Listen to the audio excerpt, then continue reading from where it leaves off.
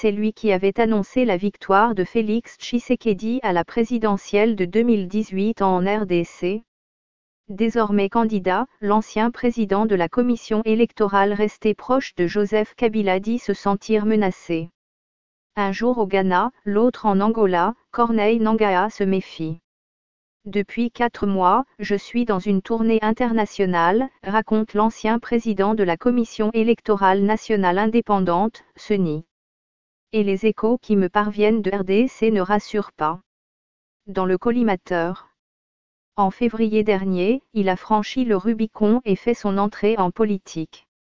Autrefois arbitre des querelles électorales, il a fondé son propre parti, l'Action pour la dignité du Congo et de son peuple, ADCP, et annoncé sa candidature à la magistrature suprême.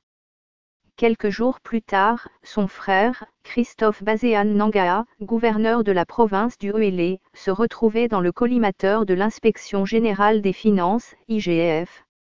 Il y a quelques jours à peine, des caciques du pouvoir ont commencé à évoquer la possibilité de me traduire en justice pour mes positions en rapport avec la détérioration de la situation sécuritaire du pays, reprend-il. Mais il l'assure, il ne se laissera pas impressionner. Le régime s'est considérablement cabré et éloigné des attentes du peuple, insiste-t-il. Il voudrait mordicus s'imposer pour un second mandat très discutable. Nous avons dénoncé des situations inadmissibles que personne n'a pu démentir. En quoi le fait de pointer la présence d'infiltrés dans la garde présidentielle est-il un crime? Est-ce plus grave que de dénoncer les tueries en Ituri ou dans la Tshopo? Le régime de Félix Tshisekedi a échoué, il devrait en assumer les conséquences. L'époque où il avait annoncé la victoire de Félix Tshisekedi à la présidentielle de décembre 2018 paraît loin. Son idylle avec le chef de l'État n'a pas résisté à la fin de l'alliance politique qui unissait ce dernier à son prédécesseur, Joseph Kabila. Entre les deux hommes, Corneille Nangaa était-il condamné à choisir son camp? La situation politique en RDC s'est dégradée depuis la fin de leur coalition, répond-il. L'architecture institutionnelle du pays est désaxée, les institutions elles-mêmes sont instrumentalisées par le pouvoir. La situation socio-économique est chaotique et l'insécurité progresse sur l'ensemble du territoire. Toujours sous sanction. Alors qu'il est toujours sous sanction américaine, accusé de corruption et d'entrave au processus électoral de 2018, Corneille Nangaa n'a de cesse de dénoncer l'inefficacité de l'état de siège instauré en Ituri et dans le Nord Kivu.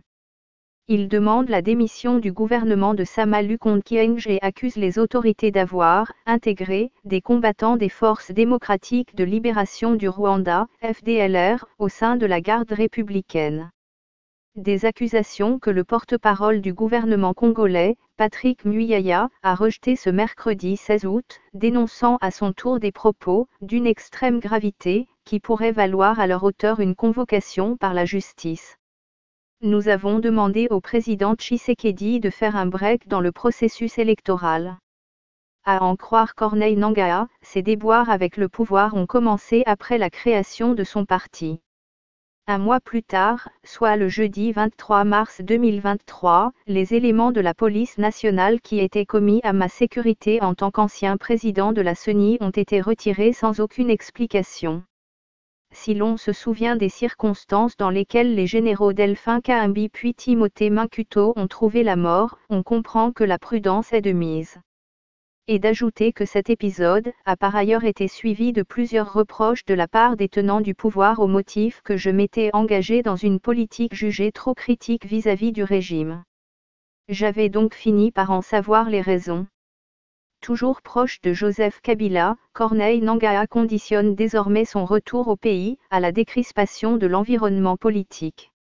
Lorsqu'on se sent menacé, seule l'absence de la menace permet de retourner au pays.